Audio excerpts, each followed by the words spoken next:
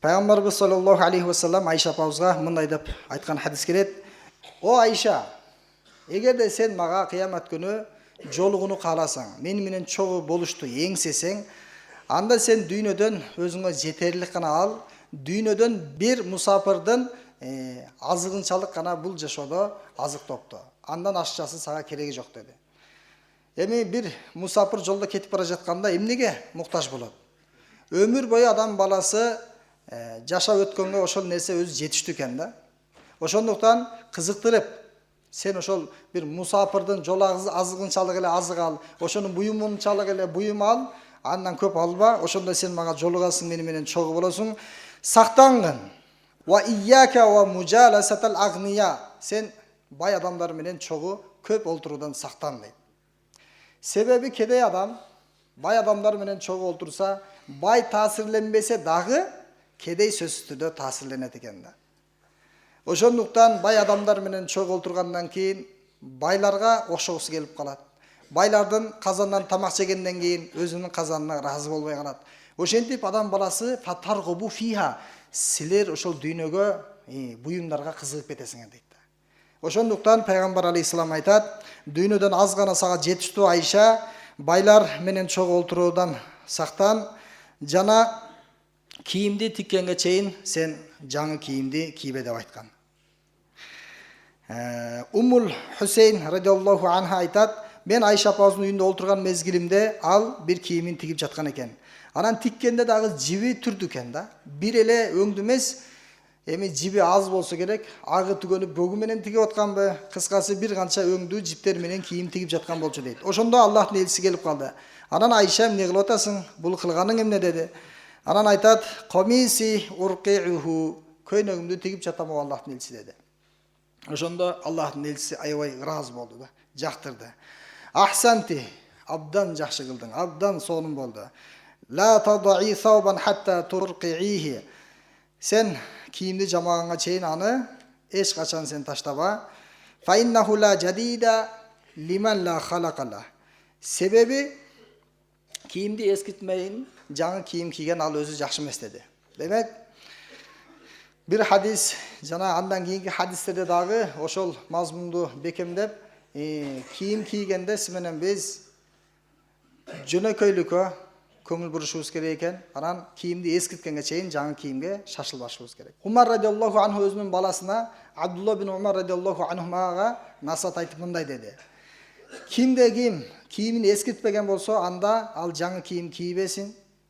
Эгерде кайсыл бир инсан жаңы кийимди кайра кие берсе, жаңы кийими болуп туруп дагы жаңы кийим алган болсо, ал ысырап кылган болот. Ал эми ысыраптын акыбети өтө жаман. Ысыраптын акыбети ошол кайсыл нерсени ысырап кылган болсо, ошол нерсеге зар болот дейт.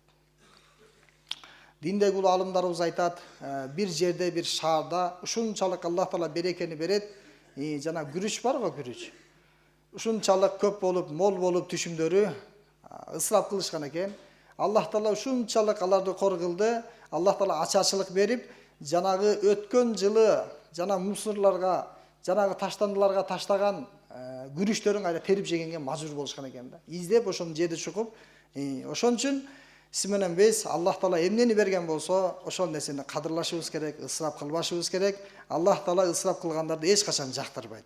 Айша апабыз өтө көп байлыкка ээ болгон учурлары кездешет. Көптөгөн акчаларга, байлыктарга ээ болгон, бирок ошол күнү орозо болсо, ооз ачарга эч нерсеси калган эмес, кийимдери дагы жамаатчы болгон. Себеби Айша радиаллаху анха пайгамбар алейхиссаламдын жанагы айткан насааттарга амал кылды. Ошондуктан биз дагы иншалла ниет кылайлы. Алла насип кылса, кийимдерибизди тартиптештиребиз, пайгамбар алейхиссалам көргөзгөндөй туура тарикада иштетебиз деп ниет кылайлы. Диндеги улуу алымдардын бири Хориджа бин Асма. Асма деген бул негизи көбүнчө аялдардын аты, ал эми кээде эркектерге дагы Асма деп аталат экен. Асма рахматуллахи алейхи күндөрдүн биринде өзүнүн жубайына бир кызматка өкүм берип, ушул бир кызматымды кылып коесузбу деп суранат экен да. Анан эми билесиздер, аял киши качан эркек бир нерсени айтканда, ошол өзүнүн муктаждыгына бүтүргөнгө аракет кылат да. Макул кылайын, анда мага көйнөк алып бербейсизби, анда мага тигинен муну алып бербейсизби деп өзүнүн муктаждыгын бүтүрө кетет да. Анан аял ага айтты, эми илакам тарка минк. Качанга чейин мен ушул сен менен чогуу жашап жүргөндө кийимимди жамап кийип жүрө берем. Кийимим эскирип калды, эми жаңы кийим алып бербейсизби? Качанга чейин кийимдеримди жамай берем деп эркелейт экен да. Анан ошондо мындай деп айтыптыр. Сен менин жаңы кийимдеримди эскиртип алып, кийимим эски деп мени айыптап жатасың. Эмне эскирбеген жаңы кийим бар бекен? Сен менин жаңы кийимди кандай кийген болсоң, эски кийимимди дагы ошондой кийесиң. Фала жадида лималла ялбасул халака. Кийимди эскиртмейин жаңы кийим кийгенге жакшы эмес деп өзүнүн аялына насааттарын айтыптыр да. Демек, бул сабактардан бизге маалым болду окшойт. Биздин жашоого келген максатыбыз кийим эмес, балким акырет, Алланы разы кылуу. Ошондуктан Абу Бакр радиаллаху анху качан өмүрүнүн аягында, өлүм алдында төшөктө жаткан мезгилде кепин туурасында сөз болуп кетет да. Ошондо айтат, силер менин кепинимди кымбат, өтө жакшы материалдан издеп эле койгула. Жөнөкөй эле. Эгерде мен чындап эле амалым Аллага кабыл болуп жагып калса, Аллах Таала мага өзүнүн кийиминден дагы жакшы кийимдерди берет. Эгерде менин амалым Аллага жакпай капа кылып койсом, Алла менен наразы болсо, анда жаңы кийимдин пайдасы жок. Ал жөн эле курт кумурскага жем болот дейт. Ошондуктан негизги максат бул жашоого келген бул кийим эмес.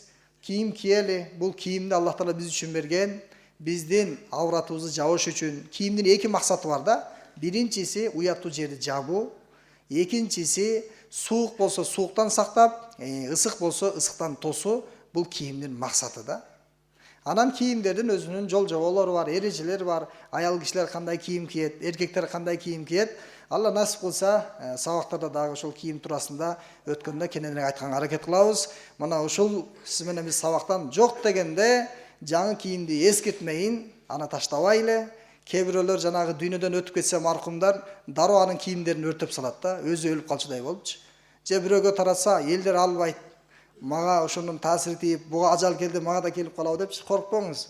Кие бериңиз, жууп тазалап, эч кандай өлүм убактысы келбейт. Аллах Таала бардыгыбызга пайгамбарыбыздын сүннөтүн тирилткенге мүмкүнчүлүк берсин.